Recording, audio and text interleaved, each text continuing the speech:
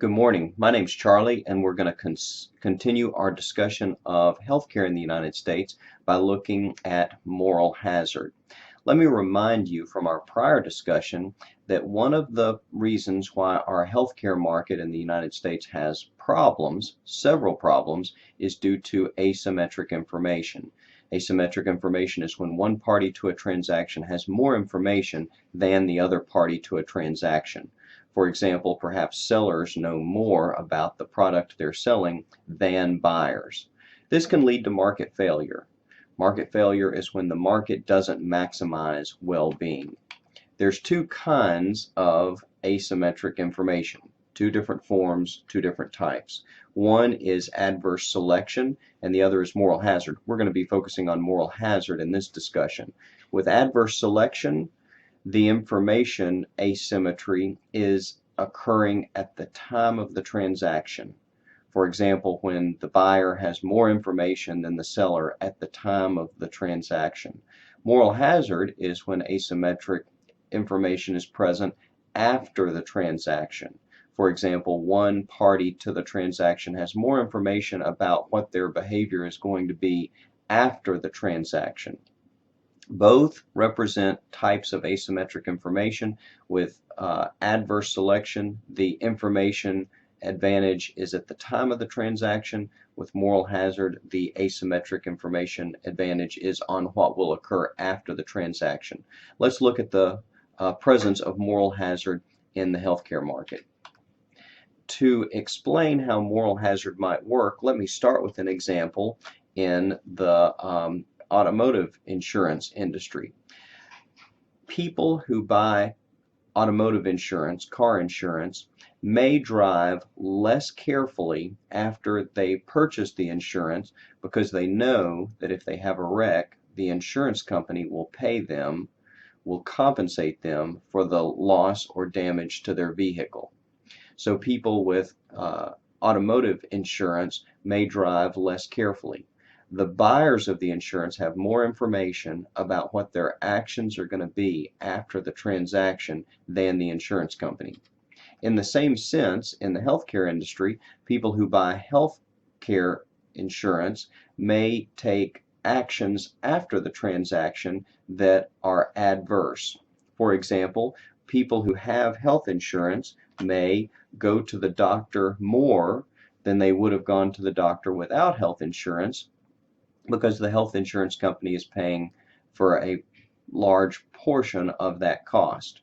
This may result in people going to the doctor unnecessarily, and it's again because the insurance company is paying for a large portion of the medical service. It may insurance may result in individuals taking risky behaviors, such as smoking cigarettes or eating too much and becoming obese.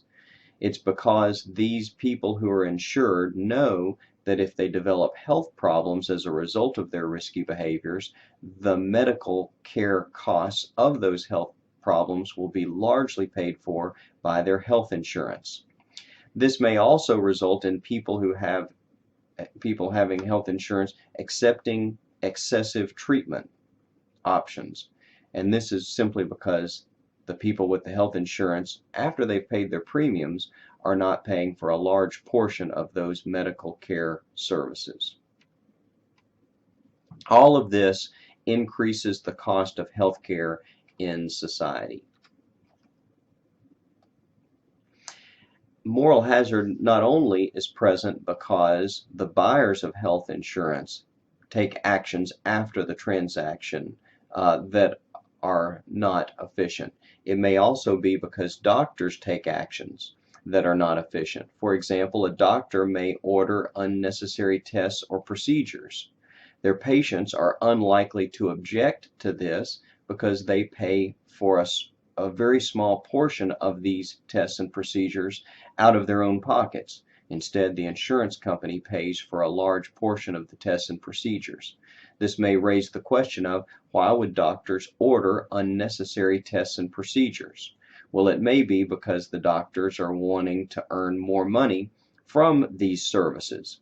It may also be because the doctors are concerned about malpractice lawsuits. by ordering a bunch of tests and procedures, they cover themselves from liability.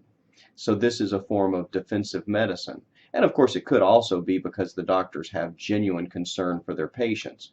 But the result of all this is that after the transaction, where the patient has purchased health insurance, the patient and the doctors have an incentive to take actions that are not optimal. They have the incentive to use more health care than would be efficient.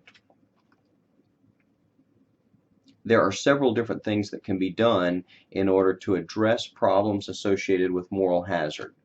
Essentially, all of these solutions have to do with trying to prevent people from changing their behavior after the transaction. One of the ways to do this is to make the effects of their behavior more influential on their well-being. For example, if a patient has to pay for a portion of a treatment, then they'll be less likely to order unnecessary medical treatments. This can be done in the form of deductibles, where a patient has to pay the first part of a treatment cost, or with coinsurance, where a patient has to pay a percentage of the treatment cost. If the patients have to pay for more of the cost after the transaction, after they've purchased health insurance, then they'll be less likely to use health insurance unnecessarily. If payments for procedures by doctors are standardized, then this might reduce some of the incentive for doctors to charge excessively for medical procedures. These methods are all designed to address problems associated with moral hazard. They reduce problems associated with moral hazard, but they don't necessarily eliminate these problems. Let me show you problems associated with moral hazard in a graph. Let's suppose in this graph we're looking at the market for medical services. The supply curve represents the marginal cost of those medical services to the providers, and the demand curve represents the benefit of those services to the consumers, to the patients. In a market where consumers pay the full cost of their medical care services, they would demand the equilibrium quantity would occur at the efficient quantity where supply equals demand. Consumer surplus would be the area under the demand curve, and producer surplus would be the area above the supply curve and below the efficient price level. Consumer surplus would be the area under the demand curve and above the efficient price level. But market incentives are distorted by health insurance. And this is because consumers do not pay 100% of the cost of their medical services. Instead, once they purchase insurance, they only pay a small fraction of the additional cost. The insurance company pays for the bulk of the additional procedures. The result is that consumers demand more medical services than they otherwise would. The reason why consumer demand for medical services has increased is because consumers aren't paying the full cost. So the result is a higher quantity of healthcare services in the market at a higher price. This is where the supply curve intersects the demand curve by consumers when the insurance company is paying for a large portion of the healthcare costs. The result of this is that too much healthcare is used, a quantity that is more than efficient. Consumer surplus is now going to be the area under the demand curve and above the price that consumers pay, and producer surplus is the area under the price level and above the supply curve. And since quantity is being used of Q market, this results in deadweight loss. The deadweight loss is the yellow shaded triangle in this example. And let me see if I can explain why the yellow triangle is deadweight loss intuitively. The yellow triangle represents lost surplus due to too much healthcare being used. The quantity of healthcare being used in the market is Q market instead of Q efficient, and this represents an amount of healthcare that is inefficient. Here's why. The supply of that healthcare, represented by the height of the supply curve, is greater than the value of that healthcare to consumers, represented by their demand curve. and yet this healthcare is still consumed because consumers demand more when the insurance company pays for a large fraction of the healthcare costs. In this example, consumers aren't paying the full cost.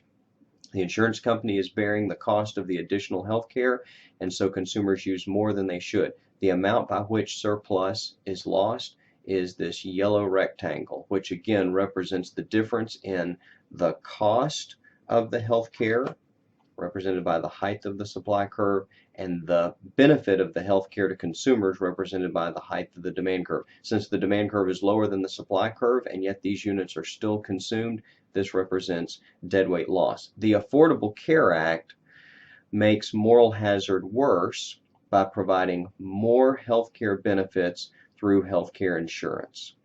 The Affordable Care Act increases the quantity of health care being used and raises prices by shifting the demand for health care to the right or up by increasing health insurance coverage.